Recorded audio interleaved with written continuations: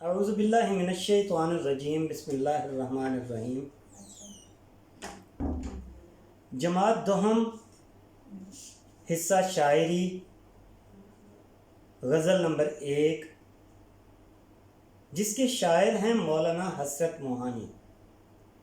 اور آج ہم اپنی اس ویڈیو میں مولانا حسرت موہانی کی شخصیت کو جاننے کی کوشش کریں گے، ان کی زندگی کے حالات کا جائزہ لیں گے اور شاعری کے حوالے سے کچھ اشعار پیش کیے جائیں گے۔ اپنے موضوع کا آغاز کرتے ہیں۔ مولانا حسرت موہانی۔ اصل نام سید فضل الحسن اور تخلص حسرت، قصبہ موہان، ضلع اناؤ میں 1875 میں پیدا ہوئے۔ آپ کے والد کا نام سید اظہر حسین تھا۔ ابتدائی تعلیم گھر پر ہی حاصل کی۔ 1903 میں علی گڑھ سے BA کیا۔ عربی کی تعلیم مولانا سید ظہور الاسلام فتح پوری سے اور فارسی کی تعلیم مولانا نیاز فتح پوری کے والد محمد امیر خان سے حاصل کی۔ حسرت سودیشی تحریک کے زبردست حامیوں میں سے تھے اور انہوں نے آخری وقت تک کوئی ولایتی چیز کو ہاتھ نہیں لگایا۔ شروع ہی سے شاعری کا ذوق تھا۔ اپنا کلام تصنیم لکھنوی کو دکھانے لگے۔ 1903 میں علی گڑھ سے ایک رسالہ اردو معلّہ جاری کیا۔ اسی دوران شعرائے متقدمین کے دیوانوں کا انتخاب کرنا بھی شروع کر دیا۔ سودیشی تحریکوں میں بھی حصہ لیتے رہے۔ حسرت پہلے کانگریسی تھے اور اس وقت گورنمنٹ کانگریس کے خلاف تھی، چنانچہ 1907 میں ایک مضمون شائع کرنے پر انہیں جیل بھیج دیا گیا۔ اس کے بعد 1947 تک کئی بار قید بھی ہوئے اور رہا بھی ہوئے۔ اس دوران ان کی مالی حالت تباہ ہو کر رہ گئی تھی۔ رسالہ بھی بند ہو چکا تھا، مگر ان تمام مصائب کو انہوں نے نہایت خندہ پیشانی سے برداشت کیا اور مشق سخن کو جاری رکھا۔ آپ کو رئیس المتغزلین بھی کہا جاتا ہے۔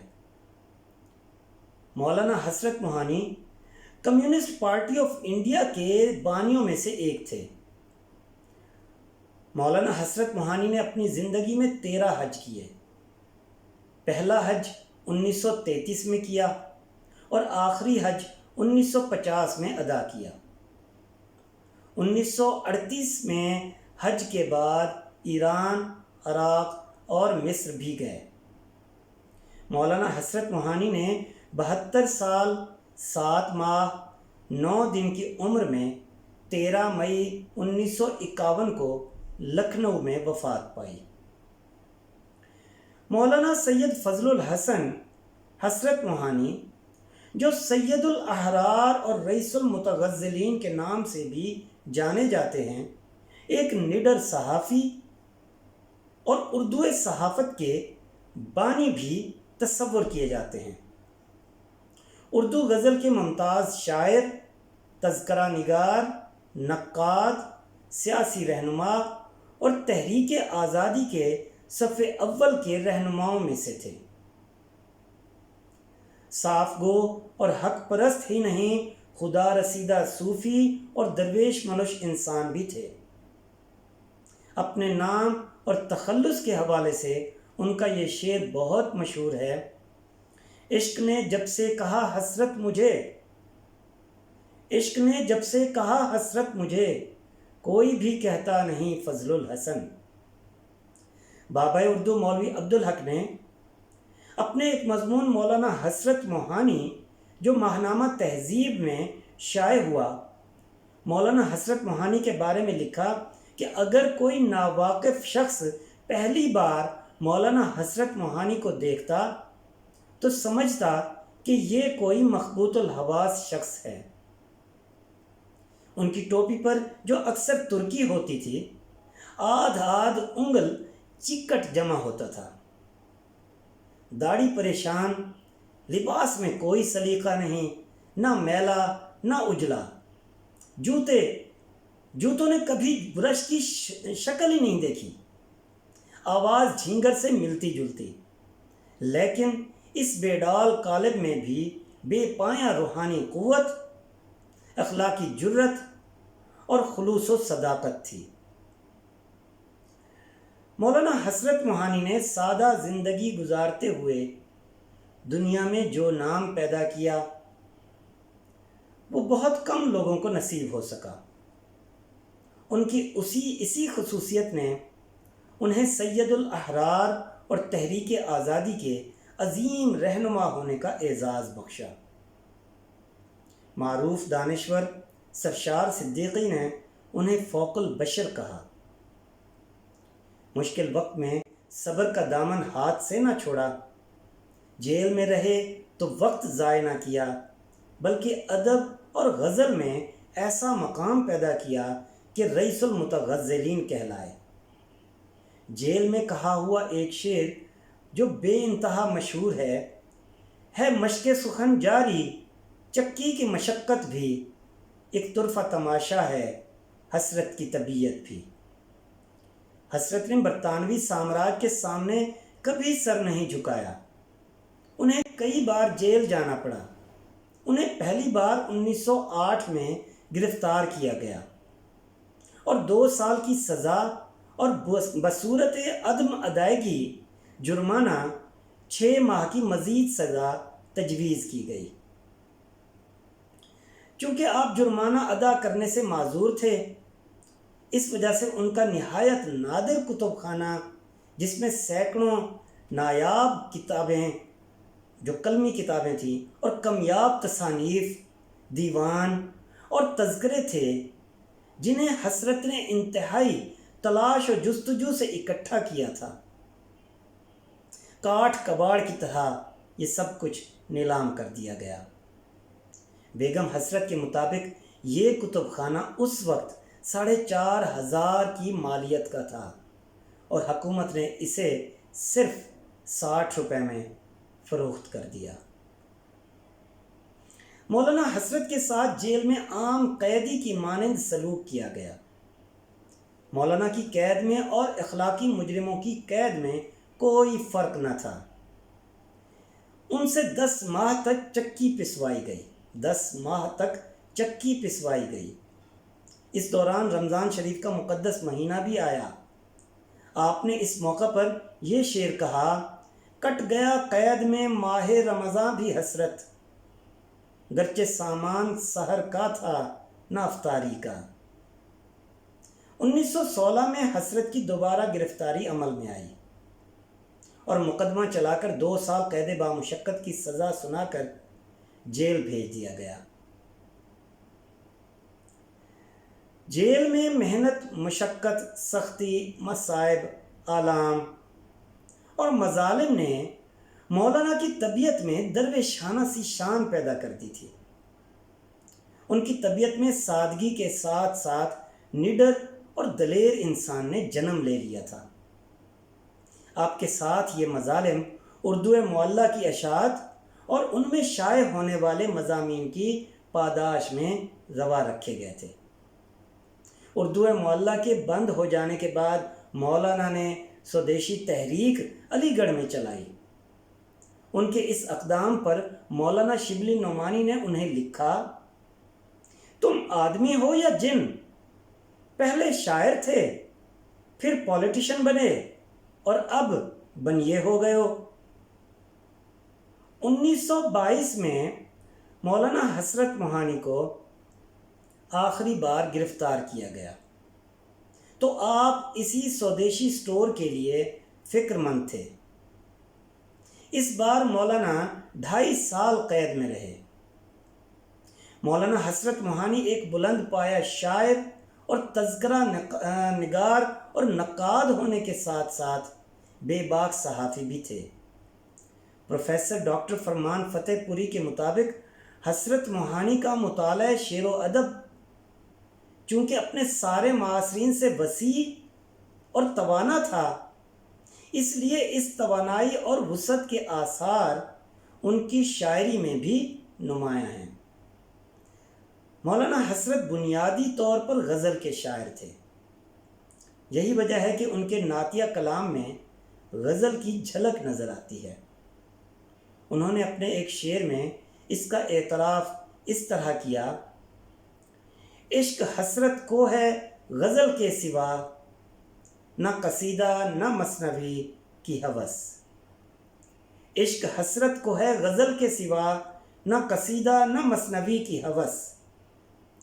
حسرت موہانی کی تذکرہ نگاری کا انداز سب سے مختلف ہے۔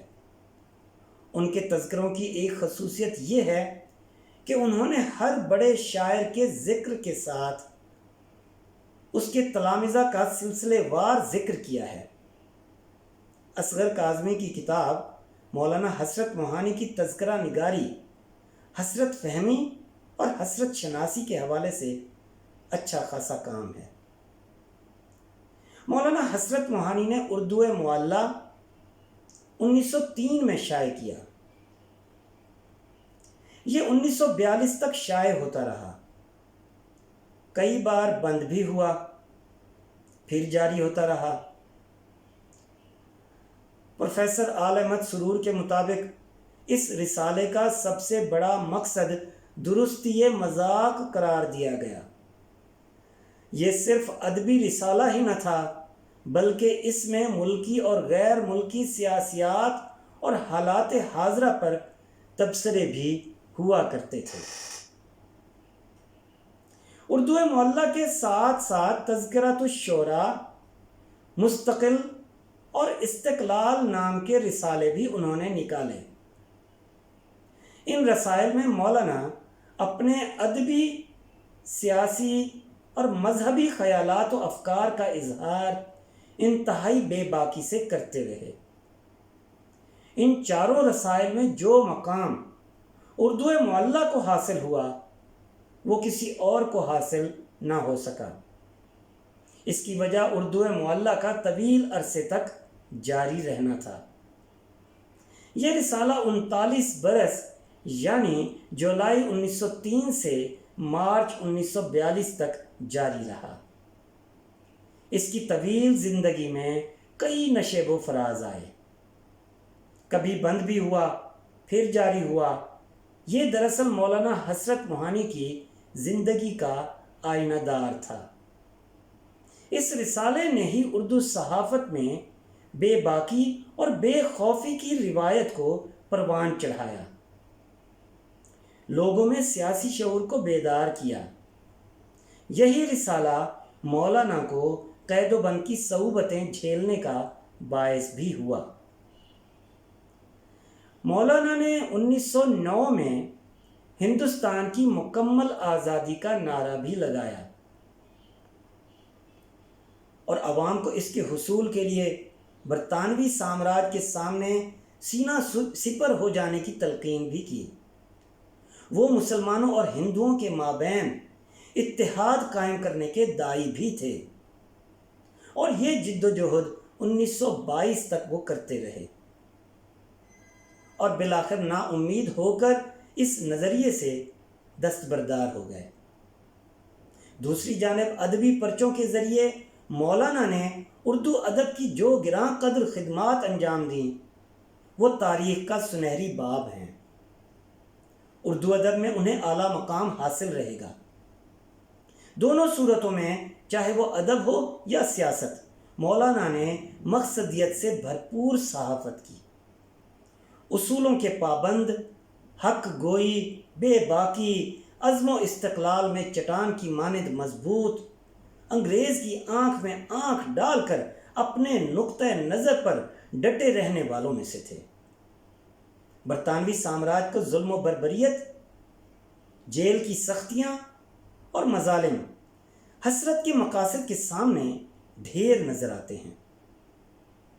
مولانا حسرت موہانی نے اپنے ایک مضمون میں اپنے شجر نسب خاندان کی تفصیل، بیگم سے قرابت، سلسلہ علالت اور انتقال سے ایک روز قبل خواب میں حضور اکرم صلی اللہ علیہ وسلم کی زیارت کی تفصیل بیان کی ہے۔ آخر میں حسرت نے لکھا کہ مجھ کو برابر پاداش کا خطرہ لگا رہتا تھا، جس کا اظہار میں نے اپنی آخری غزل میں کیا۔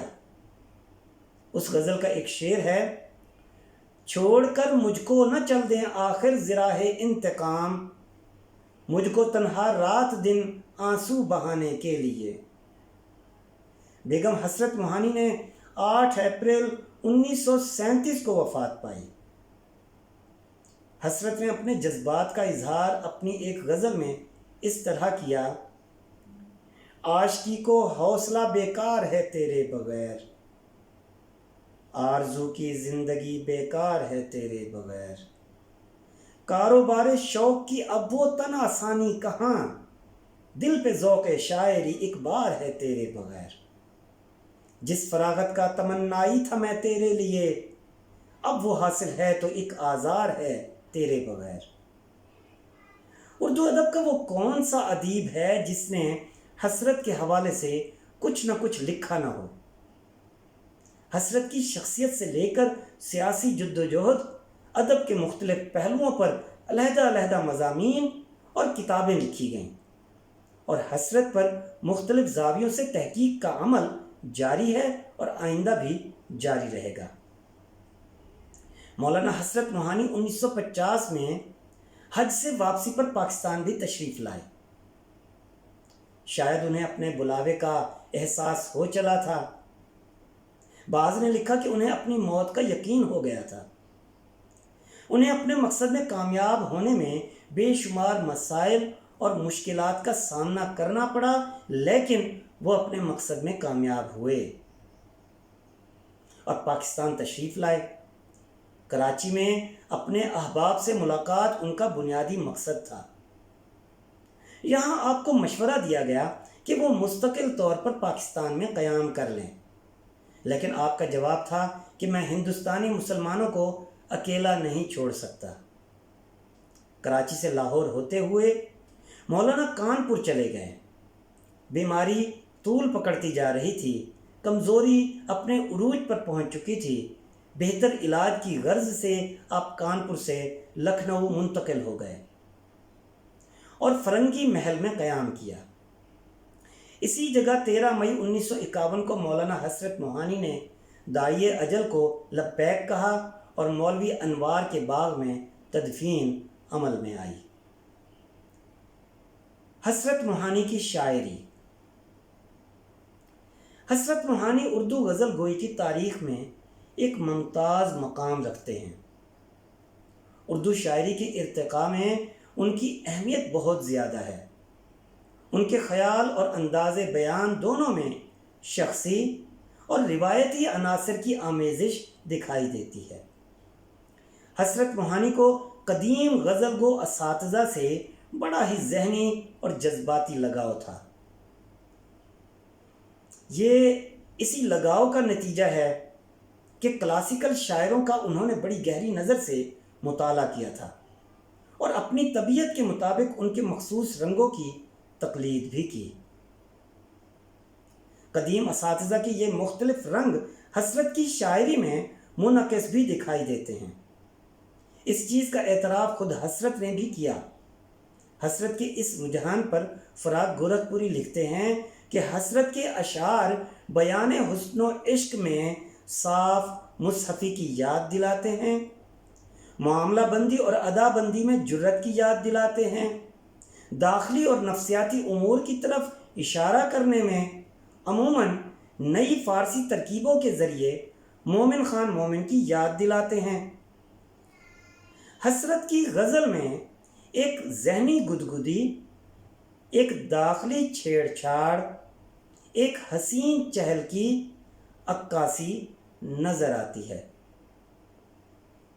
حسرت کی شاعری کا میدان ان معنوں میں محدود ہے کہ وہ جذبات حسن و عشق ہی سے سروکار رکھتے ہیں۔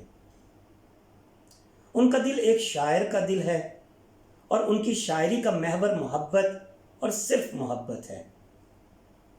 حسرت بڑی حساس طبیعت کے اور بڑا درد مند دل رکھتے تھے۔ انہوں نے حسن کو چلتے چلتے सोते जागते, रूठते मनते, शोला बनकर भड़कते और फूल बनकर रंग व खुशबू लुटाते देखा।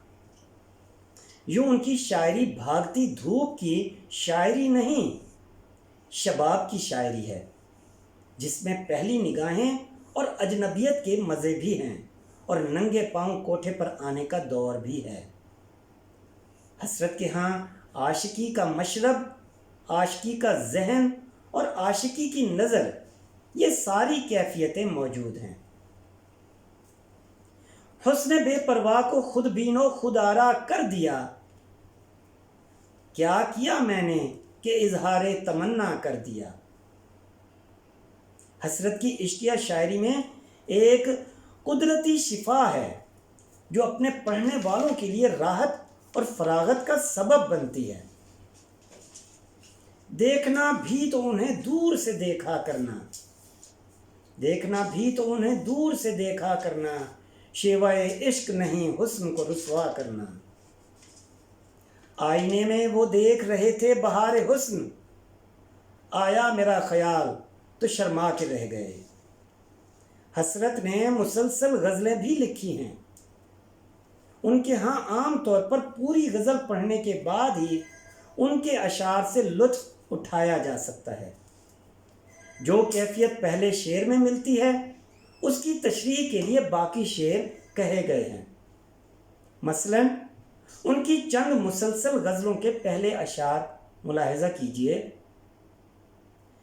चुपके चुपके रात दिन आंसू बहाना याद है, हमको अब तक आशिकी का वो ज़माना याद है। बुलाता लाख हूँ लेकिन बराबर याद आते हैं, इलाही तरके उल्फत पर वो क्यों कर याद आते हैं। तोड़कर अहदो करम ना आशना हो जाइए, बंदा परवर जाइए, अच्छा खफा हो जाइए। हसरत ने मोमिन खान मोमिन की तरह अपनी शायरी में मामला बंदी से काम लिया है। उनकी शायरी में इस किस्म की अक्कासी नज़र आती है। बार बार उठना उसी जानिब निगाह शौक़ का, और तेरा गुरफे से वो आंखें लड़ाना याद है।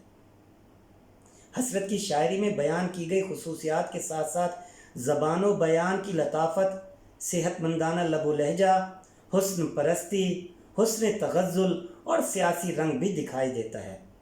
हसरत मोहानी की शायरी के हवाले से डॉक्टर सैयद अब्दुल्ला रकम तराज हैं।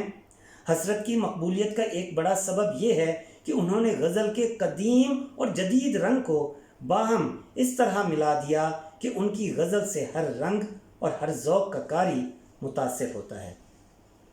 और नियाज़ फ़तेहपुरी कहते हैं, हसरत के नग़्मा बेखुदी को सुनकर लोग चौंक उठे, रूहें वज्द करने लगीं और शेर व फ़न की फ़िज़ा चमक उठी।